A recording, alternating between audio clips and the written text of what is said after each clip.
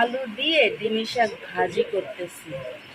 নিচে আলুটা প্রথমে আমি সিদ্ধ করে নিছি, কারণ এই ডিমি শাকটা কিন্তু দিয়ে 2-3 মিনিটের ভিতরে কিন্তু আমি নামিয়ে ফেলবো, কারণ এই শাকটা কিন্তু অনেক নরম, খুব অল্পতেই কিন্তু হয়ে যাবে। তো আলু দিয়ে ভাজি আমি এই বছর প্রথম খাচ্ছি। এর পূর্বে খাবো খাবো খাওয়া হয় নাই। তো এখন মনে হয় চিতাটা একটু কম লাগবে, তবে বেশিরভাগই আমার কাছে বড়াটা ভালো লাগে।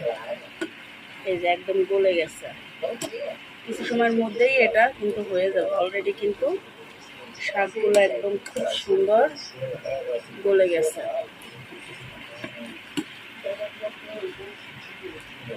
একটু সবুজ সবুজ দেখাবে, তারপরেই আমি নামিয়ে ফেলবো।